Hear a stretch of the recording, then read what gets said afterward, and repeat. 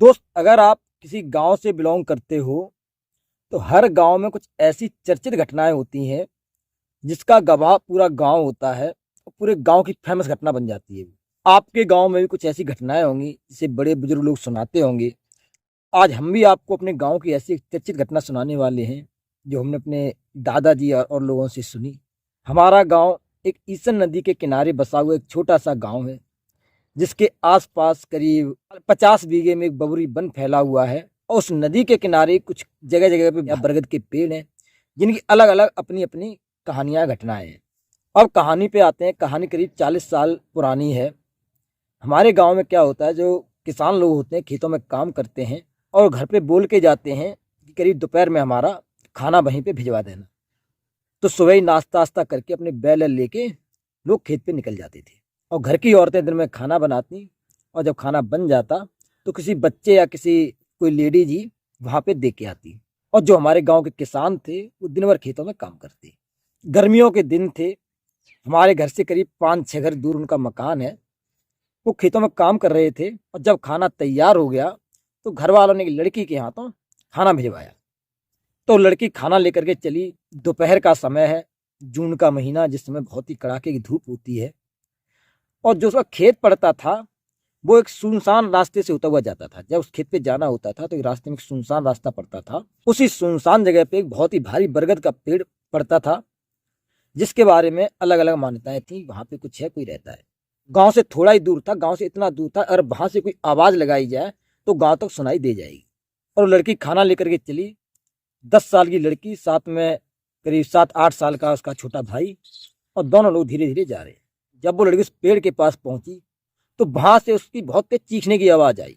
थोड़े गांव से बाहर जो स्कूल या कुछ पेड़ होते हैं, दोपहर में लोग वहां पे ताश के पत्ते इतने खिलने लगते हैं। उन लोगों ने सुनी और दौड़ के वहां पे पहुंची। और जब लड़की तेज चीखी तो उसी समय एक घटना और घटी कि बहुत भारी वो पेड़ था। पेड़ का एक बहुत बड़ा हिस्सा, बहुत बड़ी टहनी बहुत तेज आवाज करती हुई नीचे गिरी। गांव के लोग दौड़ के पहुंचे उसके पास तो उन्होंने देखा लड़की बेसुध पड़ी हुई है। आंखें उसकी खुली हुई हैं और आंखें खोले उसी पेड़ की तरफ देख रही है। दांत एकदम से पिसे हुए हैं, कुछ आवाज मुंह से नहीं निकल रही। अब लोग हैरान है, परेशान है कि इस लड़की का इतनी तेज चीखना और बेसुध यहाँ पड़ा होना, उसी समय इस पेड़ का इतना बड़ा हिस्सा तेज आवाज करता हुआ जमीन पे गिरना। लोग दौड़ के पानी आनी लेके उसके मुंह पे मारा डाला। लड़की को हल्का सा होश आया लेकिन उसके दांत बिसे हुए हैं और वो इशारा करके बताना चाह रही है कि कुछ कहना चाह रही है कि एक बहुत बड़ी आकृति मेरे सामने इस पेड़ के ऊपर चढ़ी। आदमियों ने वहां देखने की कोशिश की कौन सी बड़ी आकृति थी जो इस पेड़ के ऊपर चढ़ी, जो इतनी बड़ी थी। इतना बड़े पेड़ का एक आधा हिस्सा नीचे गिर गया। दौड़ के उस लड़की को आन फान में जो पास ही एक हॉस्पिटल था वहां पे ले गए। लेकिन वो ऐसे सदमे में आई कि कुछ बोल नहीं पा रही थी, कुछ ही बताने की कंडीशन में नहीं थी। उसकी आवाज एकदम से चली गई थी, जैसे अभी भी वो छवि उसके आंखों के सामने हो। करीब 5 दिन तक ये सिलसिला चला। लड़की को सब लोग कई ओझा भी बुलाए गए, कई तांत्रिक वांत्रिक बुलाए गए। सबने कोशिश की, ना तो उस लड़की की आवाज आई और 5वें दिन उस लड़की ने दम तोड़ दिया, खत्म हो गई।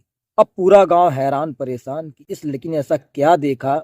उस दिन के बाद लोगों ने वो रास्ता बंद कर दिया, उधर से लोगों का जाना आना बंद हो गया। तो इस घटना को करीब 40 साल हो गए, आज भी हमारे गांव में ये सुनाई जाती है। बहुत चर्चे का विषय है वो जगह।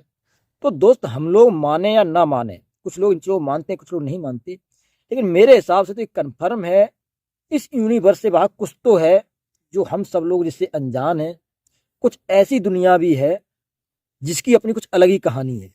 तो दोस्त, आप इन चीज़ों पे कितना विश्वास करते हो, आप लोग मानते हो नहीं मानते हो, कमेंट करके बताइए। आपके गांव में कोई ऐसी घटना हो तो आप शेयर करिए, हम उसे अपनी भाषा में बताने की कोशिश करेंगे आपका नाम लेकर के। दोस्त, मिलते हैं अगली एक नई कहानी में। तब तक के लिए नमस्कार, आपका दिन शुभ हो। जय श्री राम।